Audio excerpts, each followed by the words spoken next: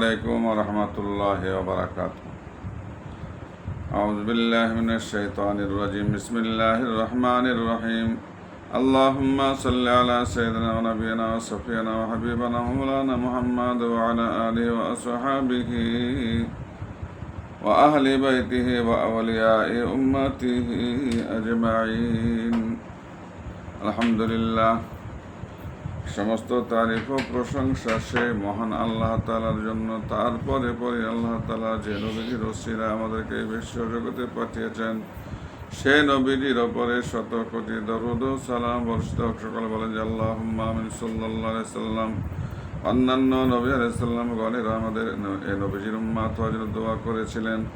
আমরা দোয়া না করলেও তিনি যে আমাদেরকে মেহেরবানি করে এ নবীজির উম্মত করে পাঠিয়েছেন, সেজন্য আল্লাহর কাছে শুকরিয়া আদায় করে বলেন আলহামদুলিল্লাহ।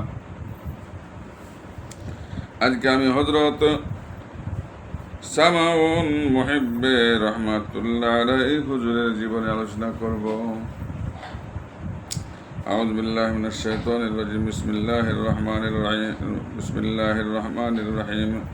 হযরত সামাউন মুহিব্বে রাহমাতুল্লাহ আলাইহি এক অসাধারণ প্রেমময় পুরুষ ছিলেন। সুফি সাধনার মধ্যে প্রেমের কি স্থান, প্রেমের আলোক স্তম্ভ হয়ে তিনি তা প্রমাণ করে দিয়েছেন। তার মতবাদ হলো প্রেমের মাধ্যমে শুধু আল্লাহকে পাওয়া যায়। প্রেম ছাড়া মারেফাতে আর যা কিছু আছে তা সবই মূল্যহীন, সাধারণ খেলনা মাত্র।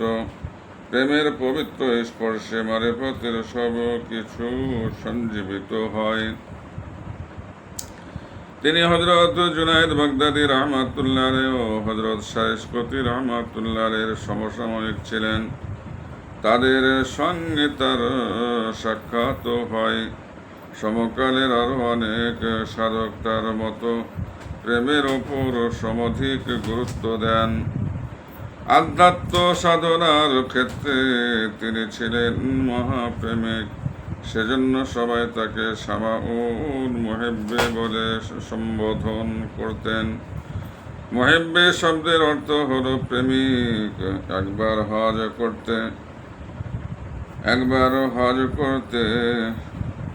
একবার হজ থেকে ফেরার সময় পায়েদ নামক স্থানে জনগণের অনুরোধে তিনি ভাষণ দেন, কিন্তু তার বক্তব্য জনগণকে তেমন প্রভাবিত করতে পারল না। তারা অমনোযোগী হয়ে গেলেন, আর তিনি বিরক্ত হয়ে সবার লণ্ঠন গলিকে লক্ষ্য করে বললেন, এসো আমি তোমাদের সঙ্গেই প্রেমালাপ করি। সঙ্গে সঙ্গে লণ্ঠন গলি নড়ে উঠল। সেগুলি এমন জোরে জোরে আন্দোলিত হয় যে পরস্পরে ঠোকাঠুকি লেগে ভেঙে চুরমার হয়ে গেল। আর একদিন তিনি বক্তৃতা দিচ্ছেন, সে বক্তৃতার বিষয়ে প্রেম। তখন একটি কবুতর উড়ে এসে তার মাথায় বসল। তারপর মাথা থেকে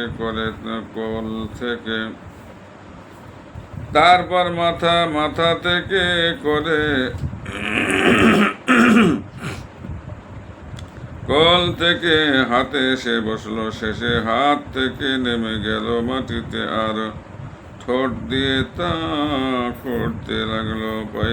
পায়রাটি ঠোঁট দিয়ে এমন জোরে আঘাত করলো যে ঠোঁট রক্তে রঞ্জিত হয়ে গেল। আর এভাবে মাটি খুঁড়তে খুঁড়তে পায়রাটি মারা গেল। রাসূলুল্লাহ সাল্লাল্লাহু আলাইহি সাল্লামের সুন্নাত পালনের জন্য তিনি বিবাহ করেন। একটি কন্যা ও জন্মে আল্লাহর কি ইচ্ছা তিনি এই কন্যাটির প্রতি অত্যন্ত আকৃষ্ট হন। সন্তান বাৎসল্যের যেন বান ডেকে গেল। এ সময় তিনি স্বপ্ন দেখলেন, হাসরের মাঠে আল্লাহ প্রেমিকদের একটি পতাকা পোতা হয়েছে। তিনি যখন ওই পতাকা তলে গিয়ে দাঁড়ালেন তখন এক ফেরেশতা তাকে সরিয়ে দিলেন। তিনি নিজের পরিচয় দিয়ে বললেন, আমি সামাউন মুহিব্বে।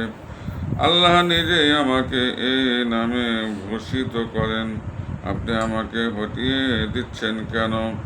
ফেরেশতা বললেন, আপনার কন্যা সন্তান ভূমিষ্ঠ হওয়ার আগে আপনি আল্লাহ প্রেমী ছিলেন ঠিকই, কিন্তু এখন আপনার মধ্যে সে প্রেম নেই। সঙ্গে সঙ্গে তিনি আল্লাহর দরবারে প্রার্থনা জানালেন, কন্যার কারণে যদি আমার সম্পর্ক ছিন্ন হয় তাহলে তাকে আপনি করে তুলে দিন। স্বপ্নের মধ্যে তার প্রার্থনা তখনও শেষ হয়নি, ঘরে উঠল কান্নার রোল। জানা গেল বাড়ির ছাদ থেকে পড়ে গিয়ে তার স্নেহের পুত্তলি প্রাণ হারিয়েছে। ঘুম থেকে উঠে তিনি এই দুঃসংবাদ শুনলেন, কিন্তু শোকার্ত না হয়ে আল্লাহর শুকর আদায় করলেন।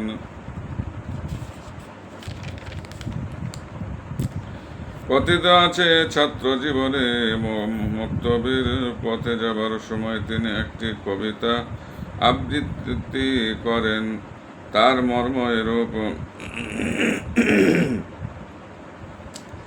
প্রভু আমার, আপনি ছাড়া আমার অন্তরে আর কিছুতেই সুখ নেই, তাই আপনার দরজা ছাড়া আর কারো দরজায় আমার দৃষ্টি নেই। আমার এ কথা যদি মিথ্যা হয়ে থাকে তাহলে পরীক্ষা করুন, আমার আপত্তি নেই। কবিতাটি আবৃত্তি করার পরই তার প্রস্রাব বন্ধ হয়ে যায়।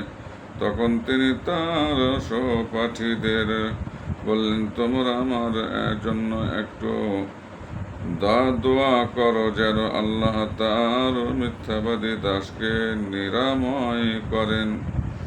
বাগদাদের রাজ দরবারে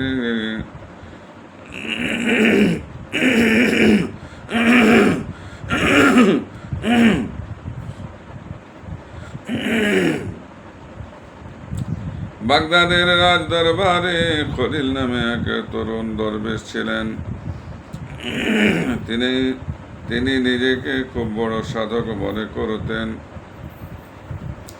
আর সমালোচনা করতেন অন্যান্য সুফি সাধকদের, যেন খলিফার দৃষ্টিতে তারা দোষী ও অপরাধী বলে বিবেচিত হন। এদিকে হযরত শামাউন রাহমাতুল্লাহের নাম যশ সর্বত্র ছড়িয়ে পড়ে। বাগদাদের এক বিত্তশালিনী তার প্রতি আকৃষ্ট হয়ে তাকে বিবাহের প্রস্তাব দেন, কিন্তু হযরত শামাউন সে প্রস্তাব নাকচ করেন। মহিলা এবার গেলেন হযরত জুনায়েদ বাগদাদী রাহমাতুল্লাহের কাছে। তিনি যেন তার ব্যক্তিগত প্রভাব বিস্তার করে শামাউন রাহমাতুল্লাহের সঙ্গে বিবাহের ব্যবস্থা করেন। হযরত জুনায়েদ রাহমাতুল্লাহও বিরক্তি ভরে প্রস্তাব প্রত্যাখ্যান করেন, কিন্তু মহিলা নিরাশ না হয়ে এবার ধরলেন তরুণ দরবেশ খলিলকে।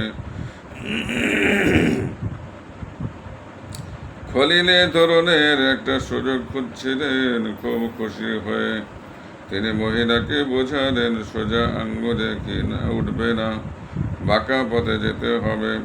তার পথটাও বলে দিলেন। মহিলা খলিফার দরবারে গিয়ে তার বিরুদ্ধে একটা কিছু অভিযোগ করুন, তাহলে খলিফা তাকে শাস্তি দেবেন বটে, তবে বিয়েরও ব্যবস্থা করবেন।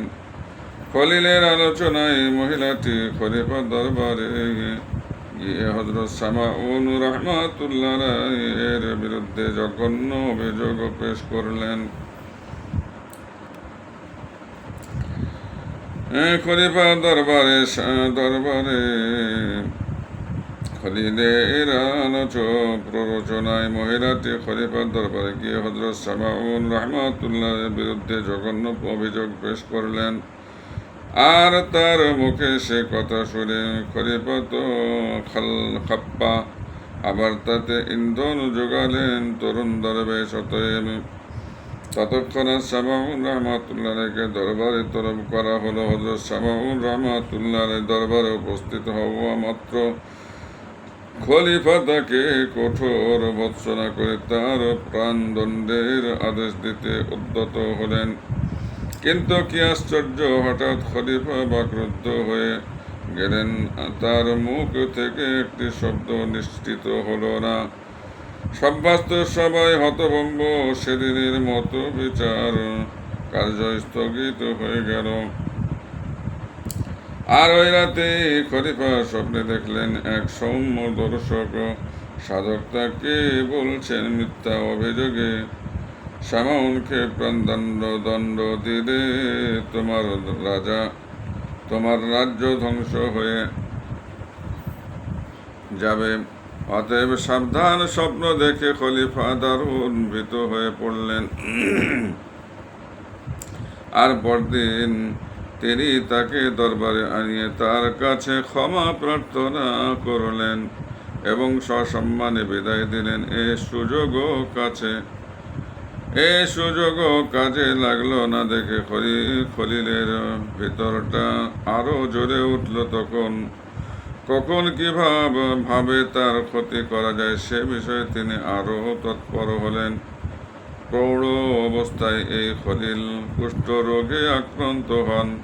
অনেকেরই ধারণা হযরত সামাউন রাহমাতুল্লাহ এর বিরামহীন বিরুদ্ধচারণের পরিণাম ছাড়া এটি আর কিছু নয়। সমকালীন এক প্রখ্যাত সাধকের কাছে খলিলের প্রসঙ্গ উঠলে তিনি বললেন, খলিলের স্থান নিশ্চয়ই ধর্মভীরু লোকদের অন্তর্গত নয়, কেননা তিনি কোনো ভালো কাজ করেননি। সাধকের এ কথাটি খলিলেরও কানে আসে। অন্যের মন্তব্য শোনা তার প্রয়োজন ছিল না, কেননা তিনি তার কৃতকর্ম সম্বন্ধে সবচেয়ে বেশি ওয়াকিবহাল ছিলেন। শোনা যায় এরপর তিনি নাকি তওবা করে তার যাবতীয় ধন সম্পদ ফকির দরবেশগণের কাছে পাঠিয়ে দেন। অবশ্য তারা কেউই তার দান গ্রহণ করেননি। তিনি বলেন, 1 নম্বর আল্লাহর স্মরণে সদা সর্বদা নিজেকে মগ্ন রাখাই হলো আল্লাহর সঙ্গে প্রেম।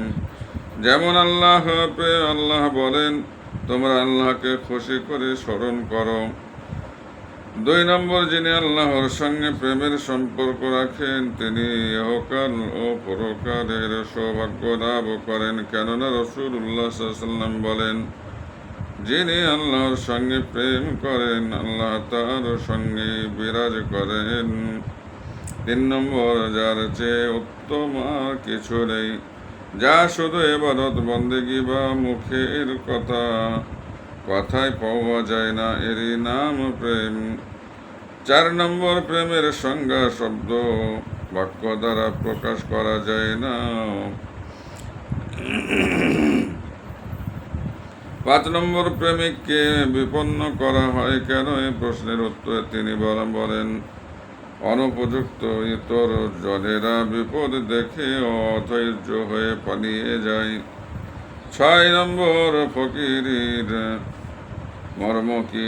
এর উত্তরে তিনি বলেন, তিনি প্রকৃত ফকির, যিনি ফকিরকে ভালোবাসেন। মূর্খ ধনীরা যেমন ধন ভালোবাসে, ফকিরগণ ধনকে তেমনি ভয় করেন যেমন মূর্খ লোকেরা ফকিরকে ভয় করে। 7 নম্বর, তাসাউফ সম্পর্কে জিজ্ঞেস করা হলে তিনি বলেন, তুমি কোন বস্তুর অধীন হবে না এবং কোন বস্তু তোমার অধীন হবে না তাকে বলে তাসাউফ। এখানেই শেষ। আসসালামু আলাইকুম ওয়া রাহমাতুল্লাহি ওয়া বারাকাতুহু।